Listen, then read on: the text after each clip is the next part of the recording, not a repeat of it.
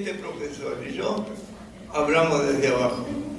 Es una opción pedagógica, porque estando allá arriba estamos en una relación dicotómica separada. Ahí los que saben y aquí los brutitos.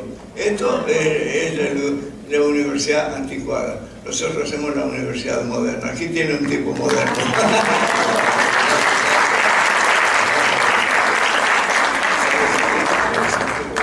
Buenas tardes, le agradezco a mi querido amigo las palabras. Hace 8 años nos vimos aquí en Tabasco también. Tengo unas fotos tuyas ahí, por tu sencillez, humildad, sabiduría, todo lo que nos has legado. Pues bien justo el homenaje que te vamos a hacer en unos minutos más. Bienvenido, pues es tu casa, México es tu patria también. Gracias. Gracias, Gabriel. Bien.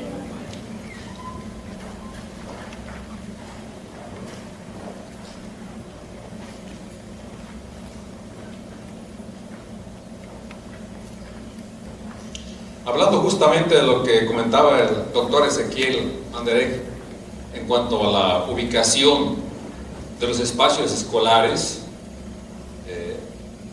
Henry Giraud decía en su libro Teoría y Resistencia en Educación que la manera como están distribuidos los lugares en un recinto universitario muestra la ideología dominante.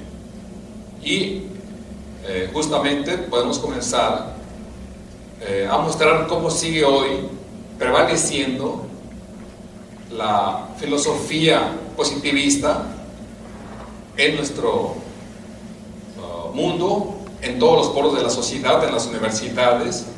El hecho de estar aquí abajo y no allá, pues va contra la concepción que tenía Emilio Durkheim, uno de los fundadores de la sociología positivista, quien planteaba en su libro Educación y Sociología que hay hombres que nacieron para pensar y hay hombres que nacieron para obedecer, hombres de razón y hombres de sensación. Hay hombres que en razón de su cultura, de su madurez, deben educar a las generaciones jóvenes para que desempeñen el papel que les asigna la sociedad. Esa concepción de la educación lineal, esquemática, en donde los que saben son los que dominan, los que orientan los procesos de educación, los proyectos de nación, y los demás solo debemos acatar esos planteamientos ya diseñados por quien se supone que sabe y que está en la cúpula del poder. Pero esa concepción que tiene que ver con nuestra formación como investigadores, investigadoras, no se queda solamente esa concepción en los manuales, en las discusiones académicas, se presenta en la vida cotidiana. En un texto, Metodología en la calle, refiero que una vez, al viajar en el metro de la Ciudad de México, encontré un cartel que recuperaba esa concepción de Durkheim, uno de los padres del positivismo que acabo de comentar. Decía un cartel: para triunfar en la vida, sigue los 5 principios vitales que se encuentran en la más reciente novela de Carlos Cuauhtémoc Sánchez. Efectivamente, la gente lo cree, ya está contenida ahí toda la verdad para resolver todos los problemas que tienen de carácter emocional. Claro, pueden servir de un primer momento de entrada, pero mejor consulten a un psicólogo o un psiquiatra cuando lo consideren necesario. Y en esa misma ocasión, como refiero en el texto Metodología en la calle, al bajarme en una de las paradas más conflictivas del metro en la Ciudad de México, el metro Pino Suárez, otro cartel que estaba en el andén: ya no tienes que pensar, deja que Pablo Coelho piense por ti, recuperando toda la filosofía dominante. Y esto tiene que ver con nuestra educación, tiene que ver con la manera como nos acercamos a la comprensión del mundo y la sociedad, a formular los problemas de investigación, a plantear las hipótesis, a buscar la información para nuestros análisis. Y es una situación que permea todo el proceso educativo en todos los ámbitos, inclusive en Cuba, donde voy a estar este lunes de nuevo. Hemos tenido discusiones en todas las universidades, en la Academia de Ciencias de Cuba, y veo cómo sigue dominando ya esa visión positivista en la educación y en la investigación, pese a que la filosofía del Estado es más de corte marxista. Justamente esta situación muestra uno de los problemas principales que hay en todos los campos de la ciencia, no solamente en las ciencias sociales, sino en las llamadas ciencias duras, ciencias naturales, de que hay distintas concepciones acerca de el mundo y la sociedad, distintas concepciones de una misma realidad. ¿Cuál es la mejor? ¿Mejor para quién? ¿Cómo nos acercamos a conocer esa realidad? Si me das mejor la siguiente.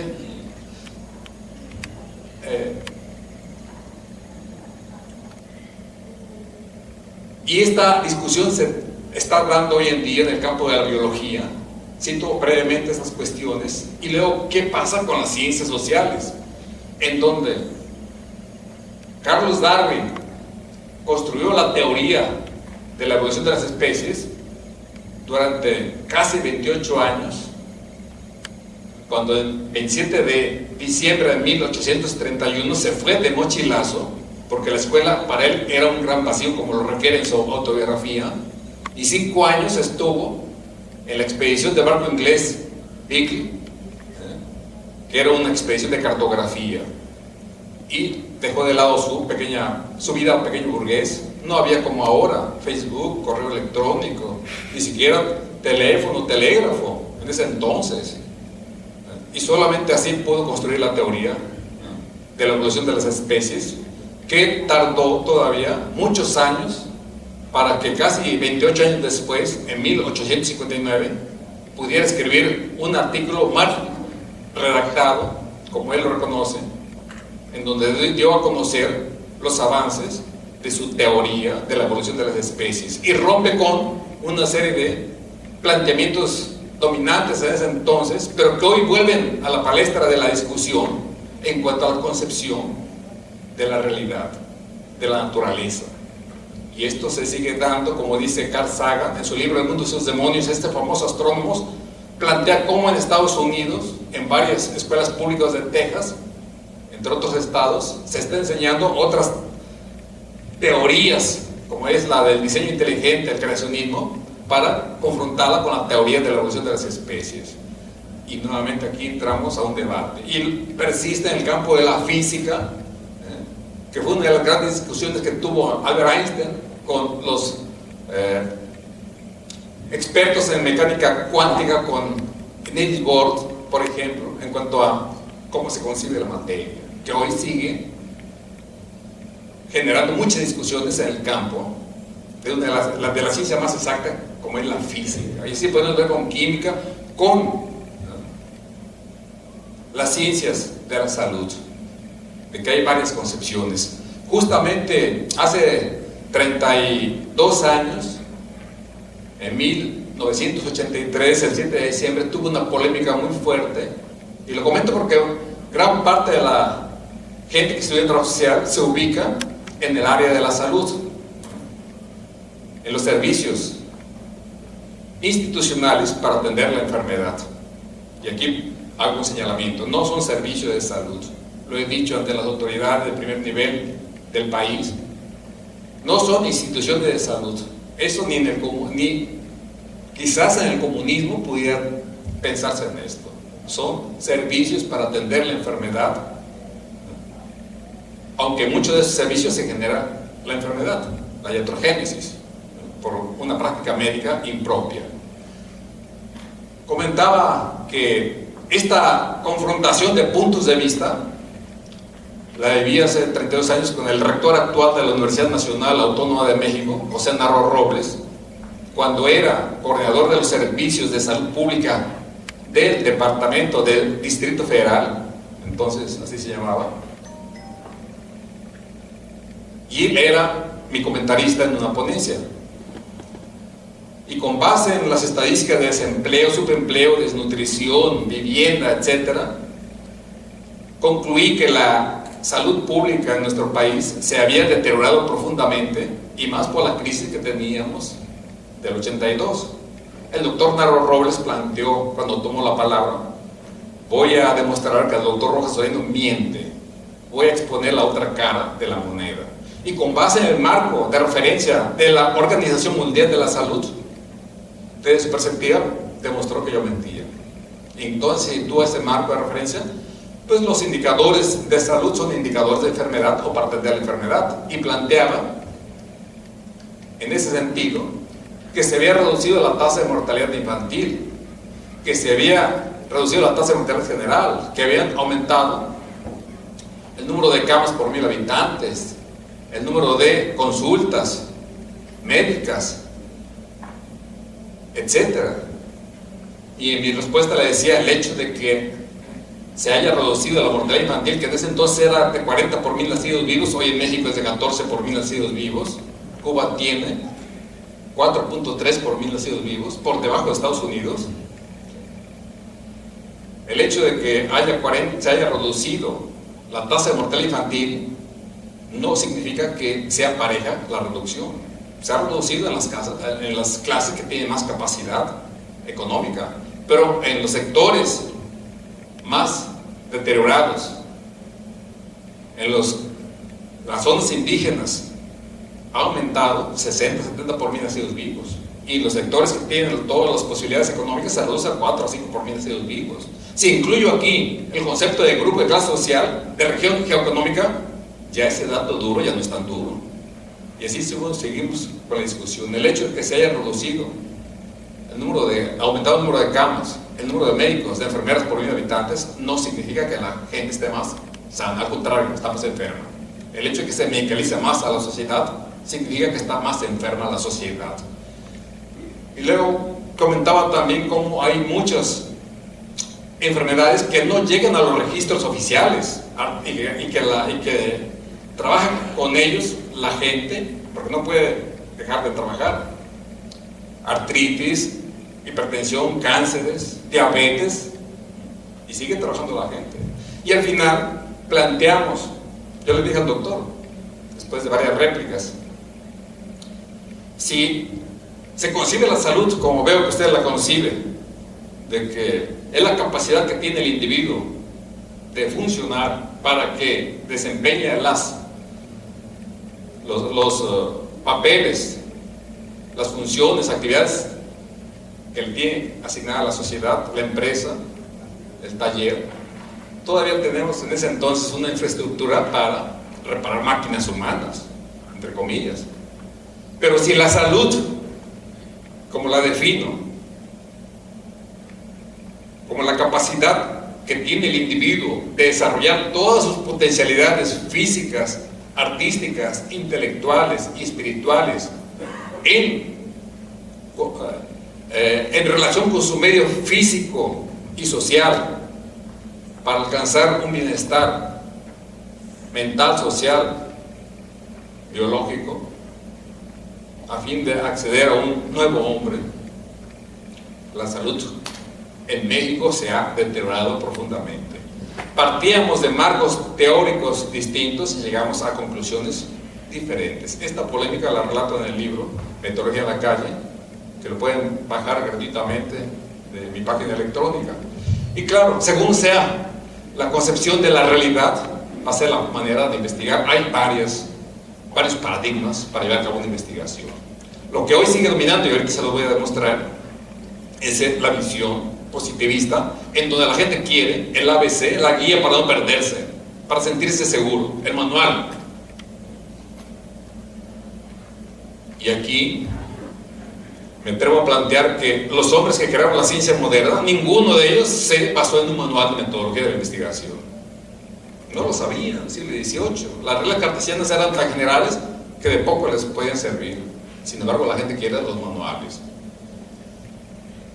Nos adelantamos un poquito y regresamos en las imágenes, por favor. Miren, una cosa es, y aquí está la confusión, una cosa es cómo se investiga y otra muy distinta es cómo se expone el trabajo de investigación. Son dos metodologías diferentes. la gente se va con esto, pensando en que deben cubrirse estas etapas sin mayor dificultad, y resulta con que no hay tal. Todo esto, ven que hay cierto orden, y la gente se va con este orden, le encanta, para no perderse. Desde la portada, el índice, definición del problema y justificación del estudio, por qué, para qué se hace la investigación, qué es la fundamentación social del estudio, los objetivos generales, particulares, etc. ¿Qué entiende el problema? ¿Cómo surge? Causas, relaciones con los demás aspectos de la realidad, y cómo de ahí se derivan las preguntas de investigación, los elementos teóricos de nuestro marco de referencia, definición de conceptos, formulación de hipótesis, operacionalización de hipótesis, técnicas, instrumentos para recabar la información, etcétera, capitulado, anexo, bibliografía. Eso es ya la manera como se expone el trabajo de investigación. En la práctica, cuando se hace investigación, se rompe con todo esto en la metodología convencional. Cuando se realiza investigación de acción o investigación predictiva para historia de vida, el rompimiento con ese paradigma es todavía mayor. Ahora sí, veamos cómo la gente quiere esto, las etapas, las fases. Para mí la investigación no es la suma de pasos o etapas ligadas mecánicamente, sino el conjunto de procesos específicos vinculados dialécticamente. Y justamente aquí este concepto lo construí hace 32 años, el de proceso específico. En donde, regresamos al anterior, por favor, el investigador se mueve en distintos niveles de abstracción. Por eso ven ustedes elementos teóricos generales particulares, manejo de conceptos, construcción del marco teórico conceptual, primera, segunda, tercera versión a la N. Y pueden ser 10, 15, 20 versiones y no terminar. Avanzamos, retrocedemos y nos movemos en distintos procesos simultáneamente para delimitar el tema, hacer la justificación del estudio, plantear el problema de investigación con las preguntas, volver nuevamente, y vean ustedes cómo todo está vinculado con todo. En el libro Métodos para la Investigación Social, una proposición dialéctica, ahí desarrollo esa propuesta dialéctica que surge desde prácticamente la antigüedad, con Heráclito de Éfeso, hace más de 2000 años en Grecia, con una frase que me maravilla. Me bañaba muchas veces en los arroyos de mi pueblo y nunca se me ocurrió una frase tan brillante. Nadie puede bañarse 2 veces en las mismas aguas, porque aunque el río permanece, las aguas ya no son las mismas. Y aquí está contenida la dialéctica, el ser y no ser, la unidad y la diversidad, el devenir y la permanencia. Y nosotros queremos a Chaleco imponerle a la realidad un paradigma único que vea a los hechos como si siempre fueran los mismos. Uno de los hombres más connotados de la humanidad, Leonardo da Vinci, inventor, artista, escritor, entre otras actividades que desarrollaba, planteaba la concepción dialéctica. Ve una llama de una vela, cómo cambia, lo que la forma que tenía hace un instante ya no lo es, tiene otra forma diferente, todo está cambiando de una u otra forma. Y nuestro Nezahualcóyotl, 1402-1472, Nochipani, Nochitlami, Ipan, Ininipan, Tlatipatlic. Todo pasa, nada queda. Todo fluye, todo acaba en este mundo. Y nosotros queremos a Chaleco imponerle un paradigma. Solo les voy a plantear aquí 2 casos en este país. Podría citar cientos.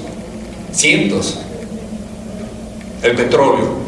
El año pasado, en septiembre, estaba a $90 por barril y se programó para el presupuesto federal de este año en 79, pensando en una posible baja. 79 fue, con que envía la Presidencia de la República a la Cámara, al Congreso de la Unión, para su aprobación del presupuesto federal. Para enero de este año el petróleo había caído a $38 y hoy está a $36, rompiendo todos los pronósticos de 79 a $38, con los mejores economistas que tiene el gobierno. No hubo ningún control, no fueron $10, más de la mitad. La otra cuestión, vemos cómo las autodefensas en Michoacán, hace 2 años, principios de hace 2 años, andaban con fusiles R-15, K-47, y a un lado estaba el policía federal, el militar, que iban a ir a combatir a los narcotraficantes, y eso está prohibido por la ley federal de armas de uso exclusivo del ejército. Son 15 años de cárcel. Sin embargo, las fotografías en los diarios, en la televisión, mostraban que se rompía con todo el marco jurídico político de este país. Lo de Ayotzinapa, que hasta el Papa intervino, Obama, el Departamento de Estado norteamericano, varios presidentes, todas las organizaciones nacionales e internacionales. He estado varias veces en Ayotzinapa, y realmente nunca se hubiera pensado que se diera esta conmoción nacional, como lo fue 68 el movimiento, antes y después. Ahora es Ayotzinapa, antes y después. Nunca se había dado una movilización tan grande en todos los aspectos por la búsqueda de esos compañeros 43 desaparecidos. Si ven ustedes, aquí está la dialéctica. Hay ahorita disminución de la actividad. Espérense para el 26 de septiembre. Nos surge nuevamente. Si entendemos de esta manera los procesos sociales en que se mueven de modo dialéctico, no me preocupa que ahorita haya un reflujo, un retroceso aparente, y que nuevamente va a retomar la fuerza en unas semanas más. Es un proceso dialéctico. No podemos imponerle a la realidad un esquema como si no tuviera cambios significativos. Y luego, después de mucho tiempo, miren, a Darwin le costó casi 30 años llegar a plantear sus hipótesis ya consolidadas. Vean cómo se va cerrando el camino, ¿sí?, para llegar a operacionalizar las hipótesis, la construcción de variables, selección de indicadores, referentes empíricos. Y cuando sabemos qué tipo de aspectos y relaciones entre fenómenos vamos a investigar, dónde se aplicarán los instrumentos, cuándo, a quién observar, entrevistar o encuestar, hemos dado un salto. Y claro, veo todas las flechas en doble sentido, pero en el libro Métodos para la Investigación Social, una proposición dialéctica, explico que no es lineal así la relación, sino en espiral. Avanzamos, retrocedemos. ¿O hay alguien aquí que me diga que le resulta fácil a la primera ver en dónde va a buscar la información para sus trabajos de investigación? ¿Qué elementos, qué aspectos, qué información va a separar? ¿Cómo organizarla? ¿De qué modo hilar las frases para ir planteando el problema de investigación? Pues si hay alguien aquí que me lo diga, porque realmente sería de otro planeta. Recuerdo lo que decía Marx a Federico Engels: me paso los días escribiendo y la cosa no avanza como debiera. Estoy desesperado. Para tranquilizarme tengo que dedicarme a hacer algo de mi pasatiempo favorito. Me dedico a hacer cálculo diferencial, matemáticas, porque es lo único que me permite tranquilizar. Y parafraseando a Marx, no nos pasa a nosotros lo mismo.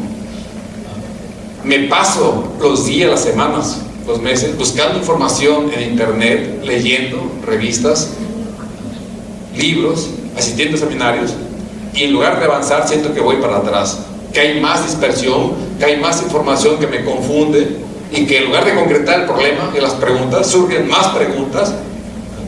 Ya lo decía Eduardo Galeano en el mundo, la escuela del mundo al revés, cuando estuvo en Quito, sale en la noche a dar un paseo con sus amigos, en una pared estaba escrita una frase. Cuando ya teníamos las respuestas, nos cambiaron las preguntas. No, es que en la investigación ni siquiera tenemos las respuestas cuando ya se alteran las preguntas. Surgen más dudas, de las dudas de ignorancia, dudas de conocimiento, y cada vez nos sentimos más desconcertados por esa dialéctica de la investigación social. Si no pensamos dialécticamente, ¿a qué nos lleva? A decirnos que no sirve para hacer investigación, en lugar de decir que es parte del proceso de investigación. Mientras más estén perdidos, van por mejor camino. porque solamente quien se atreve a hacer investigación original se va a perder. Quien solamente revisa información de otras fuentes y puede hacer una monografía excelente, pero no llega a profundizar y no alcanza el rango de una investigación científica. Así que si se pierden, díganse, voy por un camino. En ese momento dejan el escritorio, la casa, la oficina, se van por un café con los amigos. Lleven siempre tarjetitas.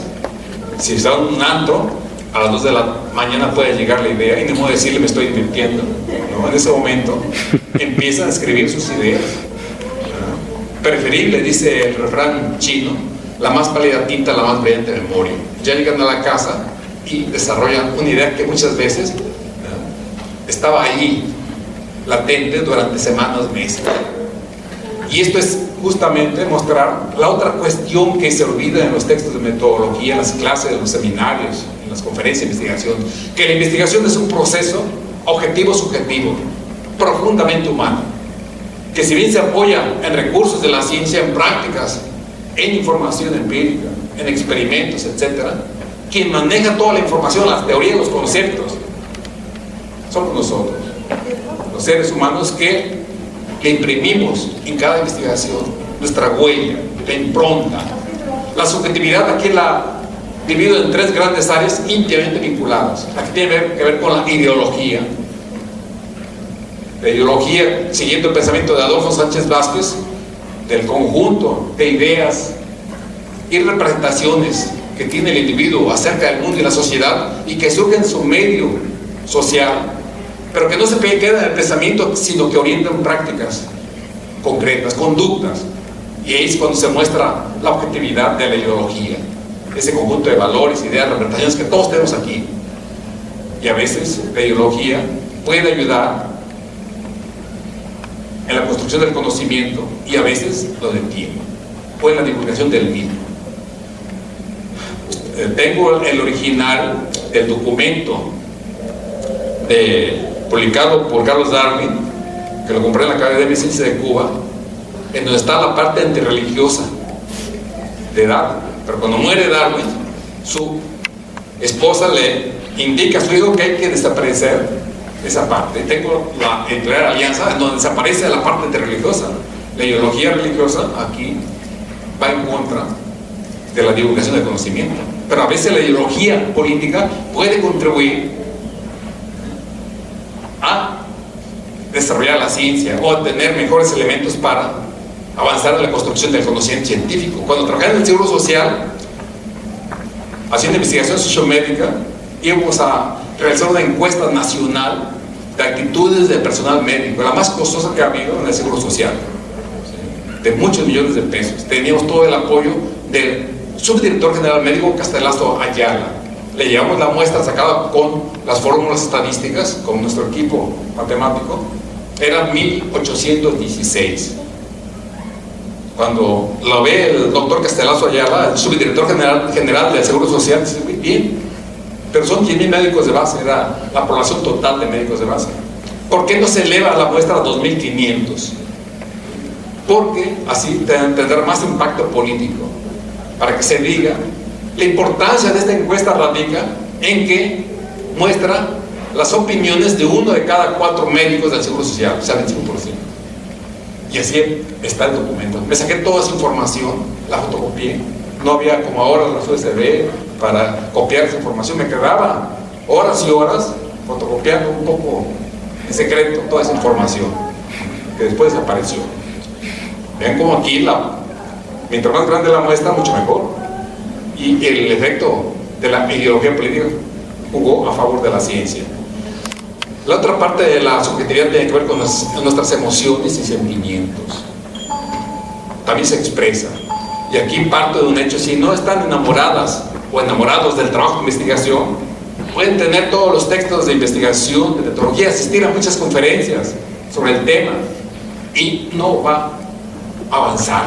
Tienen que estar enamorados plenamente de lo que están haciendo. Solamente así se explica por qué los grandes científicos que crearon la ciencia moderna, Darwin, que se fue en el barco 5 años y que estuvo muchas veces a punto de morir por las tribus de Brasil.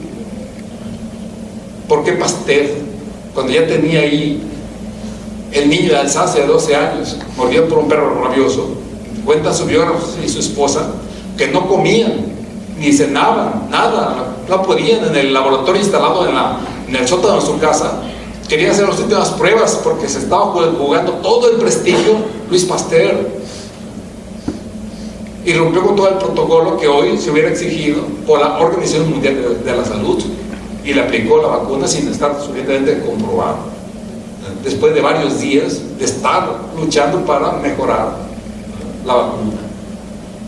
Imagínense si hubieras actuado burocráticamente: entro a las 8 de la mañana, checo y voy a las 4 de la tarde hasta mañana, ¿no? Si es investigador, investigadora, las 365 días del año, las 24 horas al día, como dice Wright Mills en su imaginación sociológica, este sociólogo que me encanta, porque hizo un libro sobre Cuba, había leído ya mucho sobre Cuba, y ya yo lo retomo para mi libro sobre Cuba que está por publicarse. Cuando vio que era insuficiente, hice mi maleta y al otro día me fui a Cuba, o sea, la práctica, como criterio de verdad. Entonces, si no hay pasión, olvídense. Deben estar apasionados por lo que están haciendo. La investigación debe ser su primer amor, de ahora en adelante. Así que cuando salgan de aquí, hablen de sus compañeros, novios, esposos, que han encontrado ya un nuevo amor, que ya tiene ya viene a veces con sus hijitos, que son los objetivos, las preguntas de investigación, algunas hipótesis de trabajo, que le pidan por favor que los lazo, los apoye para cultivar a ese nuevo amor, porque se van a quedar con él. Y hay parejas que rompen. Solamente la pareja de Marie Curie y Pierre Curie se lanzó tan profundamente en el trabajo que alcanzaron el premio Nobel, y luego ella el premio Nobel también de física y química, la única mujer en la historia de este planeta. El único matrimonio que llegó a esa comunión de ideas, de intereses, de vocaciones. Maestra Nora. Y la otra parte de la Maestra Nora. subjetividad tiene que ver con el aparato psicofísico. Algunas personas tenemos más capacidad de observación que otras, de análisis, de síntesis, de abstracción. Y aquí sería muy fácil comprobarlo. Les pediría después de una hora de plática que me escribieran lo que consideran principal. Veríamos si todos coinciden en los aspectos que aquí se discutieron, considerados como los principales. Uno esperaría que coincidiesen y hubiera diferencias en los aspectos secundarios. En la redacción pongo el caso de 22 estudiantes de doctorado de Nayarit. Les pedí que entregaran el documento después de 2 horas y nadie se reconoce. Parecía que eran 22 clases de metodología diferentes, y personas que una vez me pedía que le recomendara otro texto aparte del de Carlos Cuauhtémoc Sánchez para dárselo a su hija de 16 años. No es posible. Y eso que no les permite sacar sus laptops, sino que estuvieran lo más atentos posible. Podríamos nosotros llevar cámaras, videocámaras, grabadoras, hacer equipos de trabajo y que cada quien hiciera un resumen, conformar un equipo especial con un miembro de cada equipo, uno de los equipos, que haga el resumen de todos los resúmenes y presentarlo a la plenaria. Se puede elevar el nivel de objetividad. Sin embargo, a veces se desafía constantemente la realidad. Los instrumentos pueden estar bien diseñados, pero la aplicación ser muy difícil. Por lo tanto, no basta con investigar, es necesario, pero nunca será suficiente. El gran reto es cómo intervenir en la realidad, cómo nos vinculamos con esa realidad cuando cambian las circunstancias y aparecen situaciones inéditas, insospechadas. Ahí no hay manualitos que te digan cómo proceder. La última experiencia que tuve fue el año pasado, cuando el Frente Farabundo Martí para la Liberación Nacional me pidió que estuviera como observador en las elecciones presidenciales el 9 de marzo del año pasado en El Salvador. Se iba a enfrentar Arena, la ultraderecha, con el partido que surge de la guerrilla, el Frente Farabundo. 2 días antes de las elecciones, el día 7 de marzo, el presidente y el vicepresidente, los candidatos a la presidencia por parte de Frente Farabundo, nos habían dicho que les llevaban la ventaja de 12 a 14%, todas las encuestas últimas, respecto a Arena. O sea, un margen muy holgado. Anduve en 2 departamentos investigando la votación con otros observadores internacionales y resulta que estaba perdiendo el frente con 10-12% cuando se empezaba el conteo, hasta que después fueron emparejando. ¿Y saben con cuál fue la diferencia? 0.36%, 5.560 votos, 0.36% la diferencia contra 12 a 14 que daban que iba a ser la diferencia. ¿En dónde falló? Fallaron las encuestas, la aplicación, los instrumentos. Y aquí entramos a un debate epistemológico que quizás lo centraron muy bien 2 ingenieros agrónomos cuando me preguntaron en Cuernavaca, Morelos, en un taller para la Secretaría de Recursos Hidráulicos y Agricultura, hasta qué punto los datos que proporciona una encuesta son objetivos. Si cuando vamos al campo a entrevistar a los campesinos, esto nos dicen cualquier cosa para que no les quitemos su tiempo y puedan seguir en su labor. Efectivamente, de esta pregunta tan sencilla se desprenden muchas preguntas de carácter filosófico, epistemológico. ¿Con qué concepto de realidad estoy trabajando? ¿Con el que llevo al campo como investigador? ¿Con el que vive el campesino su realidad cotidiana? ¿Con el concepto de realidad que quieren los campesinos que se traigan los investigadores a la ciudad para que les apoyen con créditos o recursos técnicos o no se los quitan? ¿Con qué teoría de la cuestión agraria me acerco a esa realidad? ¿Con qué teoría epistemológica establezco el vínculo con la población objeto de estudio? ¿Es un vínculo en donde solamente voy cada fin de semana a hacer encuestas? ¿O el vínculo es de otra naturaleza? Adopto una metodología de investigación-acción, me sumo a sus faenas, trabajo con ellos en las charlas sobre mesa después de la comida, de la cena, platico con ellos y planteo con ellos los problemas. Puede ser que los problemas que ellos tienen no son los que nosotros pensamos que tienen, y solamente adentrándonos en su dinámica podemos ir descubriendo lo que no te da una encuesta. Claro, pero la metodología de investigación-acción tiene también sus riesgos y sus compromisos. No se lo puede decir a la pareja, al novio, al esposo, a la esposa: me voy en pos de la ciencia 1 año a la sierra de Oaxaca. Solamente así podré adentrarme en el conocimiento profundo de la realidad. También hay sus limitaciones, pero no vas con intervenir en la realidad. Si quieren pasar a la siguiente, por favor, ya vamos a ir concluyendo. En ese texto, que lo pueden bajar de internet, miren, mi formación en la investigación-acción me llevó a incluir un texto que es la traducción de mi primer libro, Guía para realizar investigaciones sociales, la traducción al portugués, sin pedirles permiso. O sea que estoy esperando una demanda, y aquí enfrentamos posiciones distintas. Para ellos es un delito lo que estoy haciendo. Para mí, solamente estoy con base en la globalización económica, considerando otro concepto: globalización de la solidaridad académica. Punto. Entonces, un libro que está ahí, les envié de correos, no contestaron, y el año pasado decidí subirlo. Total, ya vendrán las consecuencias. Si uno actúa con un paradigma positivista, le entra el temor, ya no hace nada. La formación en la investigación-acción te obliga a actuar, a modificar paradigmas, a ser iconoclasta, romper con esquemas. Adelante. Bien, aquí está un texto que ustedes conocen también, no sé si lo conozcan, doctor Ezequiel Anderegg, de Roberto Zampieri y colaboradores, son 3. Y aquí, con este texto, dice: Metodología de la investigación es un libro escrito con un propósito definido: guiar paso a paso a maestros y estudiantes sobre cómo realizar investigaciones sociales. Se trata de un libro que puede usarse en cursos básicos, intermedios y avanzados en materias y seminarios de investigación o de metodología. Contiene aplicaciones y ejemplos que la hacen útil para cualquier ciencia social, etcétera, etcétera. Ahí está coordinado todo. Y dice: al llevar a cabo un estudio o una investigación no podemos omitir etapas ni alterar su orden. pues constantemente estoy alterando el orden y está demostrado en todas mis investigaciones. Estoy con deporte, nutrición y salud, un experimento con dieta estrictamente vegetariana, en donde, bueno, se fue hasta 2014 este experimento, durante 8 años, y se rompió con todas las normas,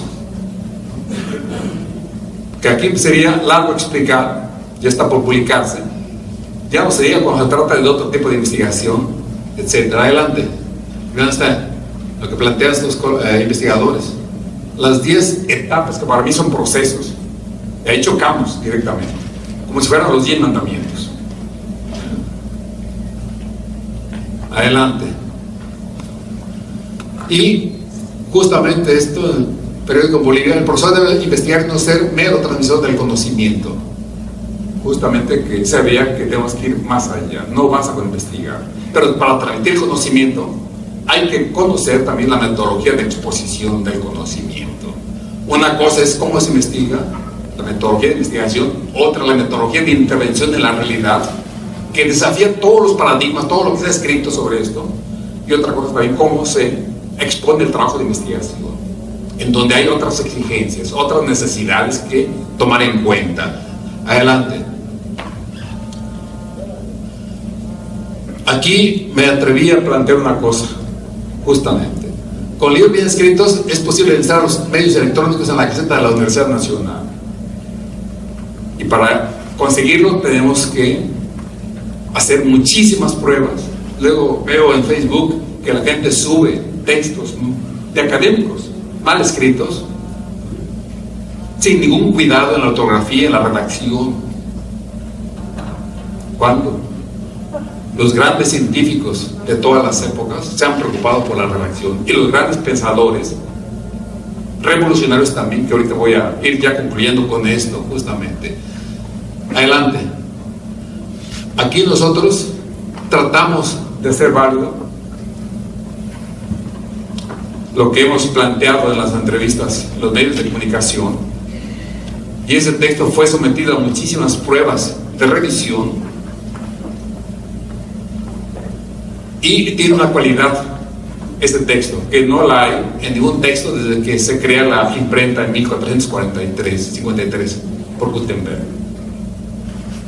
que no se repite una palabra en la misma página ni en páginas contiguas. Tenemos 86.000 entradas en el lexicón de la Real Academia Española y solamente empleamos de 1.200 a 1.800 vocablos. Hay una gran pobreza del lenguaje. Y eso también para la vida cotidiana. Una frase, por ejemplo, que está correctamente estructurada. La joven mujer con la que vas a casarte, en otro tiempo, además de ser callada, embelezaba por ser muy guapa. Traduzcan a un lenguaje elegante, bello. La nubia doncella con quien vas a contraer nupcias, otrora, allende de ser hermosa, embelezaba con su discreción. Una cosa es escribir en forma bonita como exige Paulo Freire, una y otra vez, y otra cosa es hacerlo en forma rebuscada, como hay muchos teóricos de café en este país y en toda América Latina, lo saben muy bien, mi querido maestro doctor Ezequiel, de cómo la gente escribe para que no se le entienda. Como aquella frase que encontraron dos filósofos materialistas que venían huyendo de la dictadura argentina de Videla, me acuerdo bien, Ricardo Duldeman, que trabajaba en la librería Gandhi, me dice que un día llegan a la Ciudad de México huyendo de la dictadura, eran filósofos materialistas, llegan al centro de la Ciudad de México a darse un baño de realidad y encuentran un cartel que los llena de inquietud porque los cuestiona en lo más profundo de su ser a ellos como filósofos materialistas. Un cartel en una esquina del centro histórico: prohibido a los materialistas estacionarse en lo absoluto. Qué profundidad de frase, qué distinción filosófica, decían, en plena calle, hasta que días después compañeros mexicanos lo sacan de su caso error, que no había tal frase filosófica sino un cartel de tránsito mal redactado. Los materialistas son los camiones de carga, con que dijese prohibido a los camiones de carga estacionarse, punto. Pero si lo ponen prohibido a los materialistas estacionarse en lo absoluto, Imagínense lo que esto significa realmente. Adelante. Yo ya no pongo en mis textos introducción.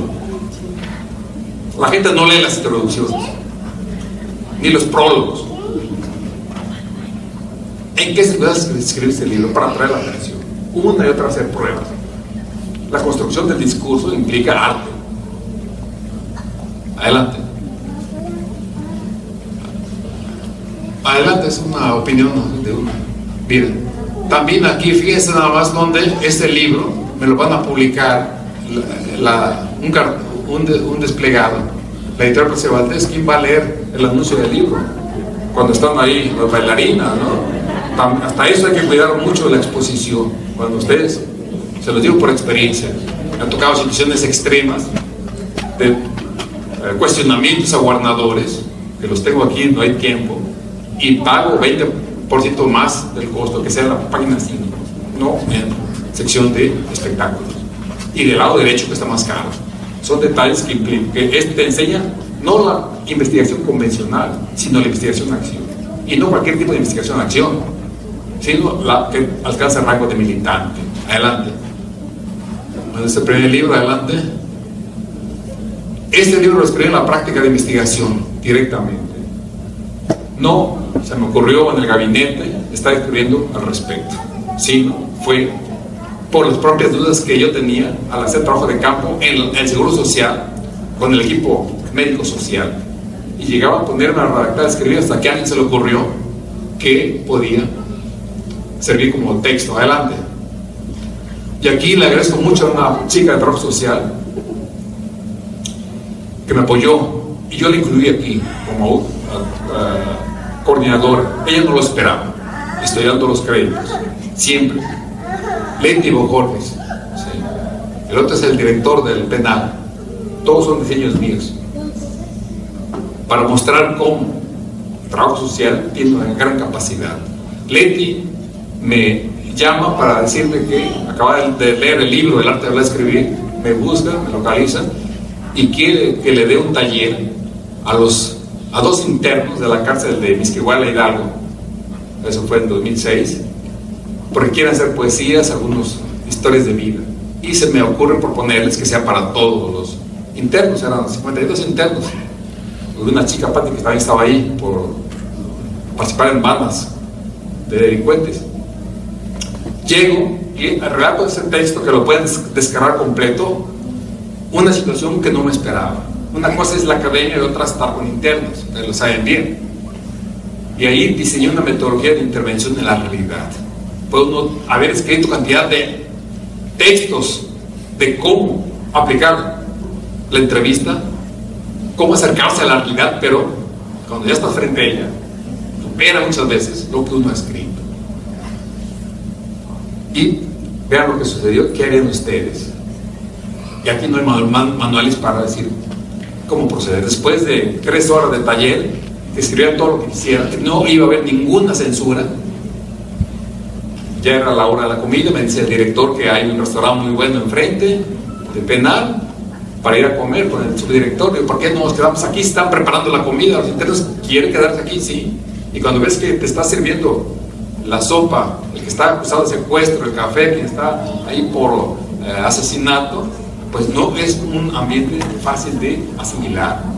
Y vean lo que sucedió, y aquí les hago la pregunta: ¿qué harían ustedes? Terminando el taller, en la tarde se acerca a la trabajadora social, Leti, y me dice: hay un chico que quiere hablar con usted, le urge, pero quiere que yo esté como testigo. Hay un cuarto que podemos irnos ahí los 3. Y el chico interno me dice: ¿me jura que de lo que yo le diga de aquí no va a salir nada? Digo, sí. Bueno, yo estoy por estos delitos aquí en la cárcel, pero hay muchos delitos que cometí, por los cuales no estoy sentenciando porque no se conocen. Y me empezó a hacer toda la lista de delitos. Pero ya era demasiado la carga que él tenía y quería sacar. ¿Qué hacen ustedes? ¿Denunciarlo? ¿Qué hacen? Y no hay un monolito. A ver, préstame el monolito, a ver cómo proceder aquí. ¿No hay monolito? Pues no. Etcétera. O cuando le hicimos la historia de vida a un sentenciado a muerte que me pidió el gobierno federal intervenir con urgencia. me pidió, me solicitó amablemente para apoyar a la Comisión Nacional de los Derechos Humanos. Fuimos con la doctora Berta Imas, está también el texto en la página electrónica, y a las 9 de la noche del 10 de abril del 99, después de hacer algunas entrevistas con los hermanos de sentenciados en Tepehuanes, Durango, vamos nosotros a la última entrevista con vecinos que conocieron al sentenciado a muerte en la adolescencia, en la niñez, en una casa de la colonia de Tepehuanes, Durango. ¿Y qué creen que estaban haciendo a las 9:05 de la noche? La familia, los niños, los vecinos, viendo telenovelas. ¿Y qué hacen ustedes en la misión positivista? Nos surge el tiempo apremia, vamos a apagar el televisor, o apáguelo por favor para iniciar la entrevista. Se queda uno. Si uno adopta esa actitud, está uno perdido. Primera exigencia en el campo de investigación, cuando hacemos trabajo de campo, hay que considerar el contexto sociocultural de las personas a quienes vamos a entrevistar, para no llegar como intrusos, estar dentro de su mundo para que nos acepten. Y nos quedamos a ver las telenovelas y en los comerciales platicábamos cómo va la trama, el galán, el príncipe, y luego yo les preguntaba, ¿acaso vieron ustedes Café con aroma de mujer? Sí, aquí la vimos, y Mirada de mujer también. Y ahí empezamos, y ya a las 9:30 estaba establecido el rapor. Y la señora fue y le apagó el televisor. Y adelante. Bueno, nuevamente aquí no comienzo con la introducción, sino aceptas participar en un desarrollo profesional, etc. Adelante, vamos a ir más rápido. Aquí me pidió el amigo del Che Guevara, comandante de la Revolución, fiscal general de la Revolución, prologar este texto, Jorge Segarra Riverí. Adelante. Y aquí enfrentó un desafío. Recordaba lo que decía Eduardo Galeano, que el lector sienta que mientras va leyendo tu texto, se va adentrando en la trama y va siendo un protagonista más. Llevarlo a ese nivel, que sienta que está ahí participando en la trama. Y una y otra vez, hasta que le gustó y ya se pudo publicar el texto. Adelante. Y vieron ustedes el Che Guevara en su diario Motocicleta, hace un análisis sociológico. A los 23 años también se fue de mochilazo y abandonó la escuela. No significa que mañana, quien todavía estudia aquí, se vaya de mochilazo y yo tenga problemas con las autoridades de sus escuelas. No, pero ustedes, estoy trabajando con el Che. Conozco a muchos amigos del Che Guevara. Conocí a Alberto Granados, con el que estuvo en Motocicleta, que después el equipo de Gael García lo atrajo en 2003 para hacer la película del Che Guevara. Lo entrevisté el 8 de febrero de 1998 en La Habana, Cuba, después de presentar el libro anterior, donde asistió Fidel Castro, la presentación. Vean lo que dice en el diario de Motocicleta: el personaje que escribió estas notas murió al pisar de nuevo tierra argentina. El que las ordena y pule yo, no soy yo, por lo menos no soy el mismo yo interior. Ese vagar sin rumbo por nuestra mayúscula América me ha cambiado más de lo que creí. Ahí está la dialéctica, ser y no ser. ¿Se dan cuenta? Qué belleza de escritura. Tenía 23 años el Che Guevara y se fue a recorrer el mundo. Después vuelve, termina la carrera, las 3 materias que debía, pero eso alteró para siempre su vida, totalmente. El contacto con la realidad, exigencia fundamental para poder llevar a cabo investigaciones que trasciendan la realidad inmediata. Adelante. Bueno, es una propuesta. Adelante, ahorita vamos más adelante. Cuba, voy a ir a Cuba. Fui en febrero para ver cómo hablan los cubanos. Yo los conozco, he ido 70 veces, pero quise ya someter a prueba este escrito para publicarlo. Con una familia, con niños y todo esto. Adelante, vamos a ir. Miren, el sistema de citas app que mucha gente utiliza. Hay algo en ese texto que está en el blog de la página electrónica, una crítica al sistema APA, que analiza a las personas, no toma en cuenta nuestra cultura latina, es impreciso, etcétera, etcétera. Luego se han metido muchas pruebas de revisión en todas partes. Adelante. Bueno, ahí está en ese libro, capítulo 6. Adelante. Ahí pongo todos está en el artículo, las fallas, imprecisiones, y la gente lo sigue usando. Igual que el concepto de estado del arte. solo porque viene de Estados Unidos, para estar a la moda.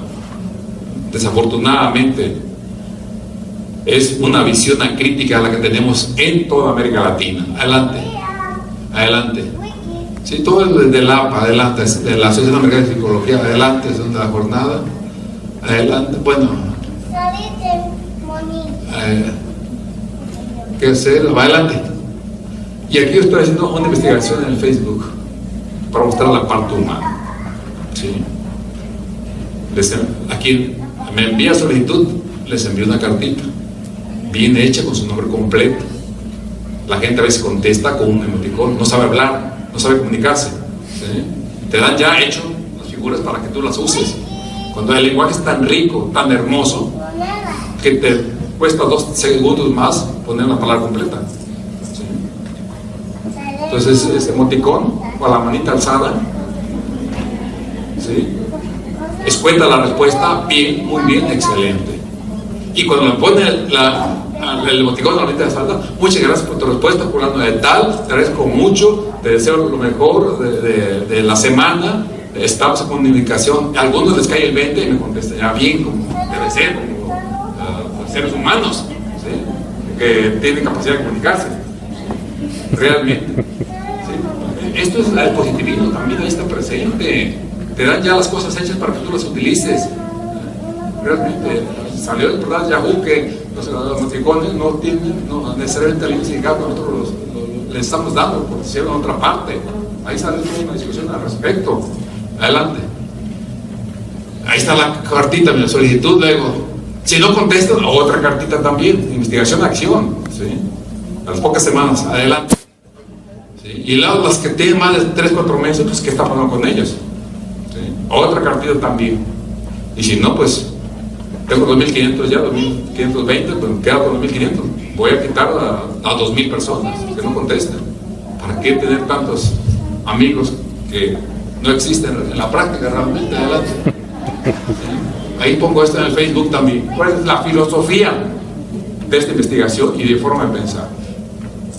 Que es lo que aquí he dicho. Ahí está en el Facebook, lo pueden ver. Adelante. Sí, para mostrar. Y aquí ya no basta con escribir, que dominemos el arte de escribir.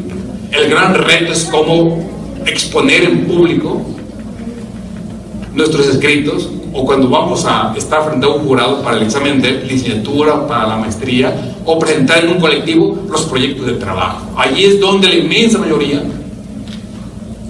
no sabe qué hacer.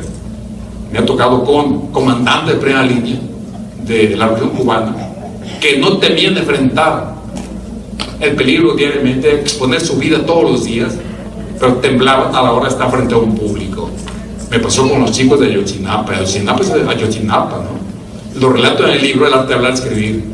En el 98 fui, les di una conferencia, todo el auditorio lleno con maestros y alumnos, y le digo, ahora sí, preguntas críticas, y todo el mundo, lo que he visto en otras partes, mirando hacia arriba, hacia abajo.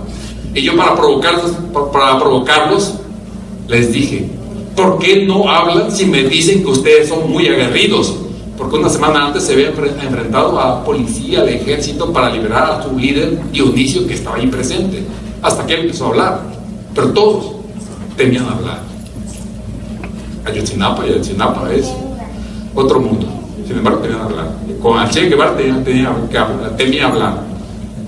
Saramago, lo escuché en el Zócalo, temía hablar y lo dijo el 1 de marzo del 2001 en la Ciudad de México. Adelante. Miren, aquí estaremos de acuerdo con el doctor Ezequiel. Cuando son congresos, yo estoy hablando ahí, está el rector de la universidad a quien invité a inaugurar el congreso, que es el único momento en donde uno puede estar ahí. En ese entonces, hace 30 años, hoy me hubiera bajado. Han cambiado las circunstancias. Quizás sea falta de respeto, me vale, punto. Pero hoy hubiera bajado desde entonces, pues uno va cambiando. Todavía no tenía la experiencia que hoy ya tengo. Adelante. Aquí comienza uno en la Universidad de Perú, se sale uno de ahí totalmente y me acerco al público. Aquí es cuando comienza uno. Adelante. Aquí es en la Universidad de El Salvador, cerca de la gente. Aquí estamos. Adelante. Aquí con los niños en Cuba. Adelante. ¿Qué hacen cuando tienen un público diverso, niños y adultos, para mantener la atención? Es complicadísimo. Adelante, con los niños cubanos, pioneros. Adelante. Aquí en la Argentina, aquí no puedo levantar la silla si no lo hubiera hecho. La gente teme estar cerca del público. Y miren, en trabajo social tuve 2 experiencias del año pasado, que casi me corren. En el Instituto Nacional de Rehabilitación, primer mundo, en el Congreso Internacional, todas las chicas, las 300, estaban en la segunda parte y había unos barandales, unos tubos enormes así, que parecía que estaban encarceladas. Digo, se bajan por favor, no, si no, en este momento me voy. Y me bajé. Y los esperé que se bajaran. Si no, están todas aquí cerca, o así van a atender ustedes a la gente cuando llegan a sus oficinas, de lejos, desde la entrada, o se van a acercar a la gente. El estar así le da otro sentido a la relación humana. Toda relación social es una relación humana, y eso se olvida con frecuencia. ¿Sí? Y eso, fíjense, en un congreso internacional, después supe que estaban reservadas las sillas del primer día, que ahí se sentaron todos los directivos, y así se acostumbraron. Yo fui el tercer día a estar allá atrás, todos se acostumbraron, ya se dieron los directivos. Eso fue el 28 de marzo del año pasado, de febrero del año pasado. El 16 de junio del año pasado, en el Centro Médico La Raza, el más importante después del Centro Médico Nacional del Seguro Social, con trabajo social también, hasta allá atrás estaba. Y todo aquí, todos los primeros lugares vacíos. ¿Que iban a llegar los ustedes? Pues no han llegado, lo siento mucho. Así se bajan ustedes, por favor. Me vale que se molesten las autoridades. No concibo a gente de trabajo social tan alejada del expositor. O es la filosofía ahora del trabajo social, dígamela. Porque si es así, no tengo nada que hacer aquí. Solamente a la gente le da temor acercarse. Imagínense cuando estamos nosotros con campesinos que huelen mal y van a hacer preguntas. Esto no es fácil. Adelante. Bueno, esto es en la Universidad de Argentina, de Buenos Aires, Argentina. Vean ustedes cómo a veces este es compañero de psicología, Pichón Riviere, la compañera de la universidad. No querían la gente de la universidad de Buenos Aires que estuviera la gente de la escuela de psicología social de Pichón Riviere privada allí en el presidio y discutiendo con ellos. Vean la cara de pocos amigos que tiene uno. Iban discutiendo en el auditorio, toda la gente ahí estaba. No resulta fácil con tener gente así. Adelante. Y aquí fue cuando estuvimos con el querido maestro Ezequiel Anderek, el 27 de mayo de 2007 en Villahermosa, Tabasco. Estar cerca de la gente, eran como 600 chicas de trabajo social de todo el país. Realmente, entonces, ¿por qué tener temor de estar cerca de la gente? Adelante. Y es en la cárcel. También nos formen semicírculo cerca de ellos. Adelante. Adelante. Y esta es una foto histórica, no hay ninguna foto. Es inédita, por vez primera en la historia de este país y de América Latina y del mundo. Llevé a cientos de niños a protestar contra el gobierno federal y el gobernador del estado de Morelos. En Chihuahua, Morelos, el 12 de marzo de 1973. Y ahí desquiciaron a los niños. Adelante. Adelante. Ahí está toda la gente. Adelante. Ahí se prepararon las mujeres en esos movimientos campesinos contra el sentido de los hombres. El machismo en ese entonces era aún mayor. Hoy existe en trabajo social, en todas las profesiones, en todas las instituciones, en los hospitales hay machismo. Ustedes lo saben muy bien. ¿Cómo romper con esto? Esta ideología que reproducimos a diario en todas partes, en la familia, en las relaciones de pareja, etcétera. Adelante. Ahí estamos nosotros, subidos en la piedra para arriesgar a la multitud. Adelante. Y los niños, con eso termino, los niños nos dieron una lección en esa ocasión. El gobernador se molestó mucho, los cayó en todos los adultos, yo estaba en otra parte, pero los niños siguieron gritando. Ahí está el reportaje, pueden leer en mi página electrónica. Siguieron gritando y exigiendo al gobernador. Y le hicieron perder los estribos al gobernador. Los niños. Crespo perdió los estribos. Ahí relata cómo los niños le hicieron perder el estribo al gobernador. ¿Sí? Esto muestra que cuando uno se forma en la investigación, hay que estar preparados para las circunstancias más difíciles, inimaginables, que uno pueda encontrar. Los textos de investigación, de metodología, tienen cierta validez para cierto momento, pero hasta ahí. Y justamente, como comentaba hace rato, ningún científico de los que han hecho aportaciones trascendentes, hombres y mujeres, se basó en texto de metodología. Sirve para cierto momento solamente acercamiento. Después déjenlo en su estante y diseñen las estrategias con base en el conocimiento de la realidad, de su experiencia, en sus conocimientos, y láncense a las aguas frías de la realidad para ver si logran salir a flote y alcanzar la orilla. Solamente así se aprende. También todos los hombres y mujeres de ciencia que han hecho aportaciones trascendentes, ninguno de ellos fue a la universidad a estudiar metodología de la investigación para saber cómo hacer sus trabajos de investigación. Y ninguno de ellos se basó en lo que hoy llamamos diseño de investigación. Estoy trabajando en eso, revisando todo. Esto está en el libro de Notas sobre Investigación y Redacción. Y lo otro, que es más fuerte todavía, lo dije en la reunión nacional del CONACYT de El Salvador, con todos los investigadores ahí presentes el 28 de noviembre del 2013. Todos las y los científicos famosos del mundo, todos hubieran reprobado con los sistemas de evaluación institucional que hoy dominan en todo el planeta, el CONACYT de México, etcétera, etcétera. Imagínense quién le hubiera dado financiamiento a Darwin por 28 años para sacar un artículo mal escrito. Newton duró 20 años, de 1667 a 1687, para publicar los principios. Marx duró 15 años. Todo esto está ya en el blog, en mi página electrónica, las fuentes. Ahí está ya. Todo reprobarían. Ya están todas las fuentes, las páginas, todo lo fue tomado.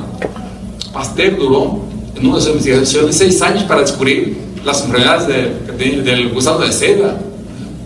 Albert Einstein, el padre de la física moderna, señala: después de 12 años de largas reflexiones puedo concretar la teoría. Imagínense, díganle eso a una institución: llevo 12 años de largas reflexiones, a ver, cállate con el presupuesto. Nadie lo hubiera dado. Así están todos ellos. Y Gramsci en la cárcel menos hubiera sido financiado.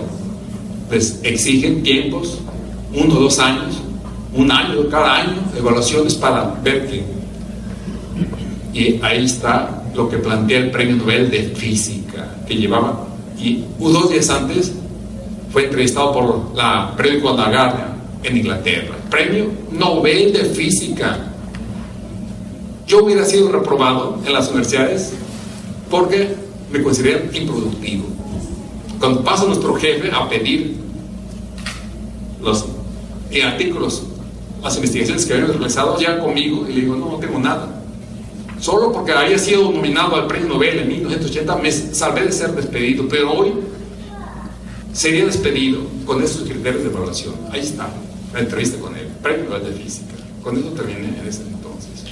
Por lo tanto, rompamos esquemas, tenemos que estar abiertos, debemos apasionarnos por la investigación, debemos nosotros adquirir una cultura lo más ampliamente posible en todos los órdenes de la vida, y esa cultura no se adquiere en las universidades, sino yendo a seminarios, asistiendo a conferencias, revisando en internet, leyendo libros, revistas diversas, para adquirir una cultura más amplia en todos los órdenes de la vida y de la ciencia.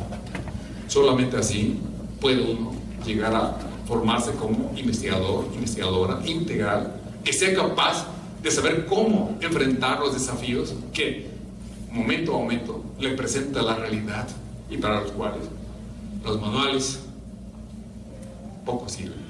Muchas gracias.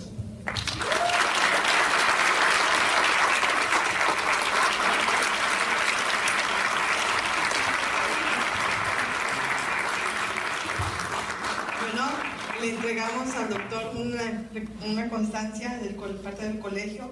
Le agradecemos por compartirnos sus conocimientos, sus experiencias y vivencias. Lo esperamos pronto en las otras jornadas. Muchas gracias.